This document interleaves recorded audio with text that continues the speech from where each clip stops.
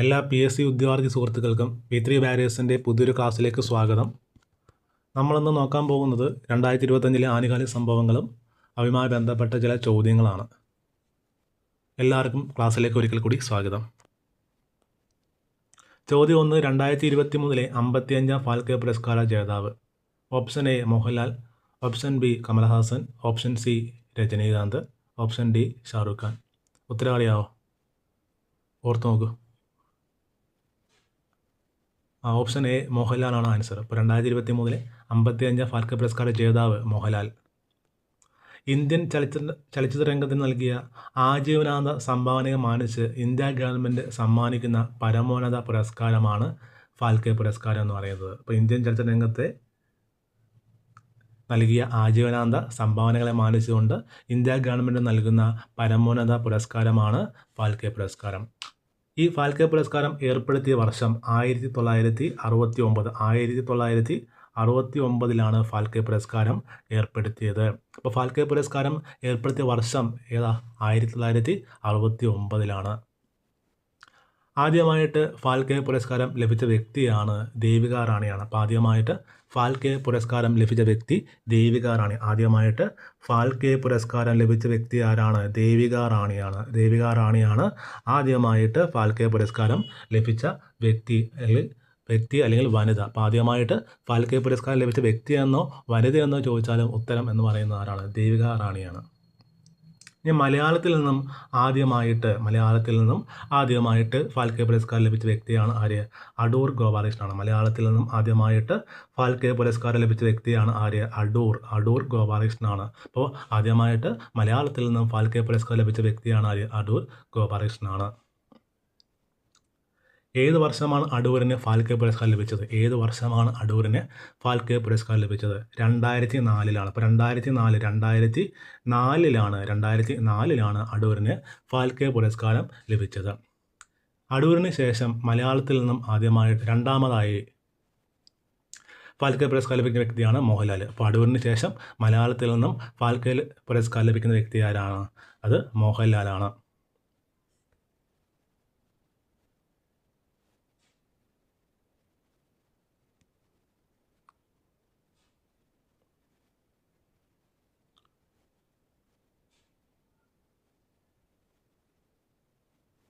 രണ്ടായിരത്തി ഇരുപത്തിരണ്ടിലെ 54ാം പുരസ്കാര ജേതാവ് മിഥുൻ ചക്രവർത്തി. ഇപ്പോൾ 2022 54ാം ഫാൽക്കെ പുരസ്കാരം ലഭിച്ച വ്യക്തിയാണ് മിഥുൻ ചക്രവർത്തിയാണ്. അപ്പോൾ 2022 54ാം ഫാൽക്കെ പുരസ്കാരം ആർക്കാണ്? മിഥുൻ ചക്രവർത്തിയാണ്. അങ്ങനെയാണെങ്കിൽ 2021 ഫാൽക്കെ പുരസ്കാരം വഹീദ റഹ്മാൻ. ഇപ്പോൾ 2021 ഫാൽക്കെ പുരസ്കാരം വഹീദ റഹ്മാൻ, 2022 ഫാൽക്കെ പുരസ്കാരം മിഥുൻ ചക്രവർത്തി, 2023 ഫാൽക്കെ പുരസ്കാരമാണ് ആർക്ക് ലഭിച്ചത്? മോഹൻലാലിന് ലഭിച്ചത്. അപ്പോൾ ഫാൽക്കെ പുരസ്കാരം ഏർപ്പെടുത്തിയ വർഷം 1969. ആദ്യമായി ലഭിച്ചത് ദേവിക റാണി റോറിച്ചിനാണ് ആദ്യമായിട്ട് ലഭിക്കുന്നത്. മലയാളത്തിൽ നിന്നും ആദ്യമായിട്ട് ഫാൽക്കെ പുരസ്കാരം ലഭിച്ച വ്യക്തിയാണ് അടൂർ ഗോപാലകൃഷ്ണൻ. വർഷം 2004. അടൂരിന് ശേഷം മലയാളത്തിൽ നിന്നും രണ്ടാമത് ഫാൽക്കെ പുരസ്കാരം ലഭിക്കുന്ന വ്യക്തിയാണ് ആര്? മോഹൻലാൽ. 2021 വഹീദ റഹ്മാനും 2022 മിഥുൻ ചക്രവർത്തിക്കുമാണ് ഫാൽക്കെ പുരസ്കാരം ലഭിച്ചത്. ഇനി രണ്ടാമത്തെ ക്വസ്റ്റ്യനാണ് 2025 ലോക അത്ലറ്റിക് ചാമ്പ്യൻഷിപ്പിൽ ഏറ്റവും കൂടുതൽ മെഡൽ നേടിയ രാജ്യം. Option US, Kenya, Canada, China. ഇപ്പോൾ 2025 ലോക അത്ലറ്റിക് ചാമ്പ്യൻഷിപ്പിൽ ഏറ്റവും കൂടുതൽ മെഡൽ നേടിയ രാജ്യം ഏതാണ്? അറിയാമോ? ആൻസർ USA ആണ്. USA ആണ് 2025 ലോക അത്ലറ്റിക് ചാമ്പ്യൻഷിപ്പിൽ ഏറ്റവും കൂടുതൽ മെഡൽ നേടിയ രാജ്യം എന്ന് പറയുന്നത്. അങ്ങനെയാണെങ്കിൽ 2025 ലോക അത്ലറ്റിക് ചാമ്പ്യൻഷിപ്പിന് വേദിയായത് 2025 ലോക അത്ലറ്റിക് ചാമ്പ്യൻഷിപ്പ് വേദിയായത് എവിടെയാണ്? ടോക്കിയോ ആണ്. ജപ്പാനിലെ ടോക്കിയോ ആണ് 2025 ലോക അത്ലറ്റിക് ചാമ്പ്യൻഷിപ്പിന് വേദിയായത്. ഏത് മാസത്തിലാണ് ഇത് നടന്നത്? ഈ ടോക്കിയോ വേദിയായ 2025 ലോക അത്ലറ്റിക് ചാമ്പ്യൻഷിപ്പ് നടന്നത് എപ്പോഴാണ്? 2025 സെപ്റ്റംബർ മാസത്തിലാണ് ടോക്കിയോ വേദിയായിട്ട് എന്ത് നടക്കുന്നത്? ലോക അത്ലറ്റിക് ചാമ്പ്യൻഷിപ്പ് നടക്കുന്നത്.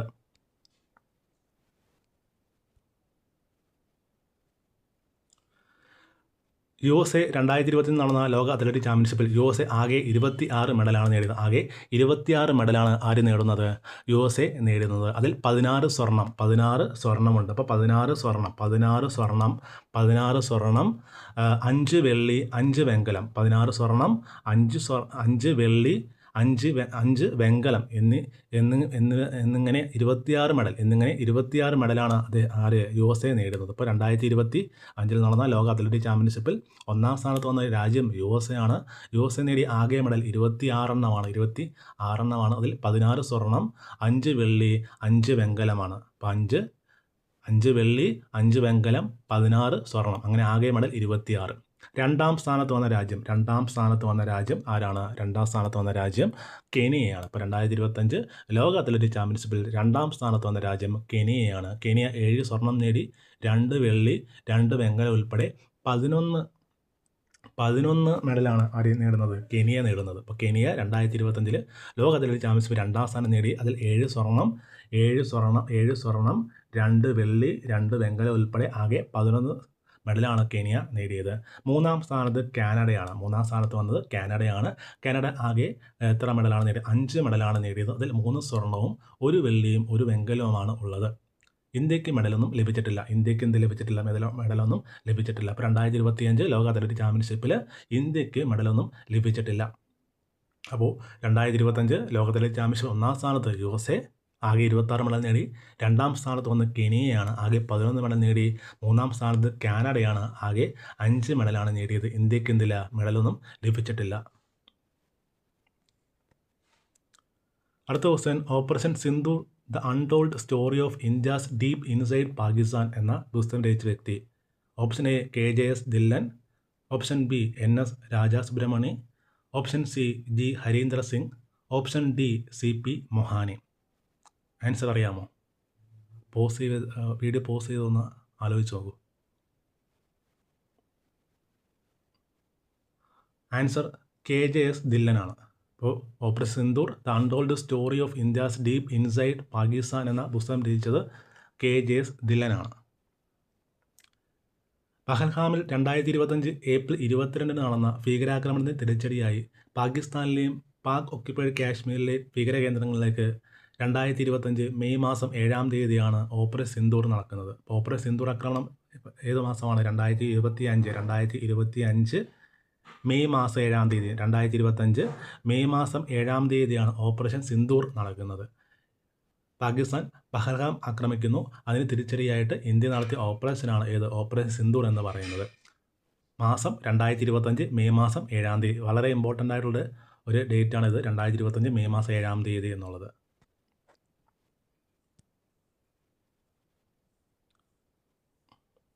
പഹൽഗാമിന് തിരിച്ചടി നൽകിക്കൊണ്ട് ഇന്ത്യൻ സൈന്യം നടത്തിയ ഓപ്പറേഷൻ സിന്ദൂർ നടപടി വിശദീകരിക്കാനെത്തിയ കരസേനയിലെ കേണൽ സോഫിയ ഖുറേഷിയും വ്യോമസേനയിലെ വിംഗ് കമാൻഡറാണ് ഓമിക സിംഗുമാണ്. അപ്പോൾ 2025 നടന്ന ഓപ്പറേഷൻ സിന്ദൂർ എന്ന നടപടിയെ വിശദീകരിക്കാനെത്തിയ വ്യക്തിയാണ് കരസേനയിൽ നിന്നും വന്നത് കേണൽ സോഫിയ ഖുറേഷിയാണ്. വ്യോമസേനയിലെ വിംഗ് കമാൻഡർ ഓമിക സിംഗുമാണ്. ഇത് POK ക്വസ്റ്റ്യൻ ആണ്. 2 തവണ എക്സാമിന് ചോദിച്ച ഒരു ക്വസ്റ്റ്യനാണിത്. വളരെ ഇമ്പോർട്ടൻ്റ് ആണ്. ആരൊക്കെയാണ് വിശദീകരണം ഓപ്പറേഷൻ സിന്ദൂറിന് വിശദീകരിക്കാൻ മുന്നോട്ട് വന്നത്? വിംഗ് കമാൻഡർ വ്യോമിക സിംഗ്, കരസേനയിലെ കേണൽ സോഫിയ ഖുറേഷിയുമാണ്. അതുപോലെ പഹൽഗാമിൽ ഉണ്ടായ ഭീകരാക്രമണത്തിന് പിന്നാലെ 2025 ഏപ്രിൽ മാസം 23-നാണ് ഇന്ത്യ സിന്ധു നദീജല കരാർ മരവിപ്പിക്കുന്നത്. അപ്പോൾ 2025 ഏപ്രിൽ 23-നാണ് ഇന്ത്യ സിന്ധു നദീജല കരാർ മരവിപ്പിച്ചപ്പോൾ ഇന്ത്യ സിന്ധു നദീജല കരാർ മരവിപ്പിച്ചത് ഏത് മാസം അല്ലെങ്കിൽ ഏത് വർഷമാണ്? 2025 ഏപ്രിൽ മാസം 23-ാം തീയതിയാണ്. അങ്ങനെയാണെങ്കിൽ ഇന്ത്യ സിന്ധു നദീജല കരാർ പാകിസ്ഥാനുമായി ഒപ്പിട്ട വർഷം 1960 സെപ്റ്റംബർ മാസം 19-ാം തീയതിയാണ്. 1960 സെപ്റ്റംബർ മാസം 19-ാം തീയതിയാണ് ഇന്ത്യയും പാകിസ്ഥാനും സിന്ധു നദീജല കരാറിൽ ഒപ്പുവയ്ക്കുന്നത്. മധ്യസ്ഥ വഹിച്ചത് ആരാണ്? വേൾഡ് ബാങ്കാണ്. അപ്പോൾ 1960 സെപ്റ്റംബർ മാസം 19-ാം തീയതി ഇന്ത്യയും പാകിസ്ഥാനും തമ്മിൽ ഒപ്പുവെച്ച സിന്ധു നദീജല കരാറിൽ മധ്യസ്ഥ വഹിച്ചത് വേൾഡ് ബാങ്കാണ്.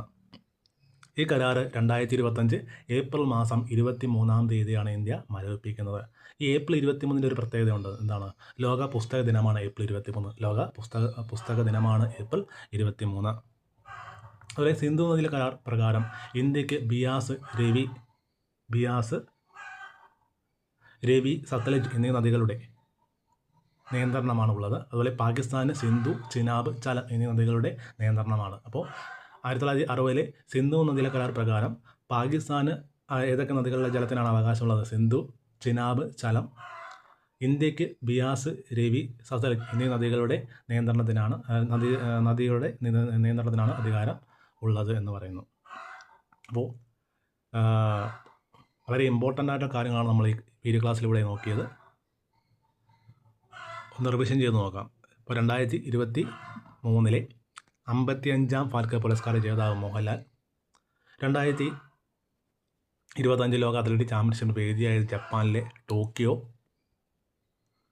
2025 നടന്ന ലോക അത്ലറ്റിക് ചാമ്പ്യൻഷിപ്പിൽ മെഡൽ പട്ടികയിൽ 1ാം സ്ഥാനത്ത് വന്ന രാജ്യം USA, 2ാം സ്ഥാനത്ത് വന്ന രാജ്യം കെനിയ, 3ാം സ്ഥാനത്ത് വന്ന രാജ്യം കാനഡ. പിന്നെ operation Sindoor the untold story of India's deep strike inside Pakistan എന്ന പുസ്തകം രചിച്ച വ്യക്തിയാണ് KJS ധില്ലൻ. പിന്നെ ഫാൽക്കെ പുരസ്കാരം ഏർപ്പെടുത്തിയ വർഷം 1969. മലയാളത്തിൽ നിന്നും ആദ്യമായിട്ട് ഫാൽക്കെ പുരസ്കാരം നേടിയ വ്യക്തിയാണ് ആര്? അടൂർ ഗോപാലകൃഷ്ണൻ. വർഷം 2004. അടൂരിന് ശേഷം മലയാളത്തിൽ നിന്നും ഫാൽക്കെ പുരസ്കാരം ലഭിച്ച വ്യക്തിയാണ് ആര്? മോഹൻലാൽ. 2022 മിഥുൻ ചക്രവർത്തിക്കും 2021 വഹിദ റഹ്മാനുമാണ് ഫാൽക്കെ പുരസ്കാരം ലഭിച്ചത്. അതുപോലെ ഓപ്പറേഷൻ സിന്ദൂർ എന്ന പേര് നൽകിയതാരാണ്? മോദിയാണ്. ഓപ്പറേഷൻ സിന്ദൂർ എന്ന പേര് നൽകിയതാരാണ്? മോദിയാണ്. ഈ ഓപ്പറേഷൻ സിന്ദൂർ എന്ന ഓപ്പറേഷൻ നടന്നത് എപ്പോഴാണ്? 2025 ഏപ്രിൽ മാസം 22-ാം തീയതിയാണ് ഈ ഓപ്പറേഷൻ നടക്കുന്നത്. 2025 മെയ് മാസം 7-ാം തീയതിയാണ്. അപ്പോൾ ഓപ്പറേഷൻ സിന്ദൂർ നടന്നത് 2025 മെയ് മാസം 7-ാം തീയതിയാണ് ഓപ്പറേഷൻ സിന്ദൂർ നടക്കുന്നത്. പഹൽഗാം ആക്രമണം നടന്ന വർഷമാണ് 2025 ഏപ്രിൽ മാസം 22-ാം തീയതി. നിങ്ങൾക്ക് ഈ ക്ലാസ് ഇഷ്ടപ്പെട്ടെങ്കിൽ ലൈക്ക് ചെയ്യുക, ഷെയർ ചെയ്യുക, സപ്പോർട്ട് ചെയ്യുക. എല്ലാവർക്കും താങ്ക് യു.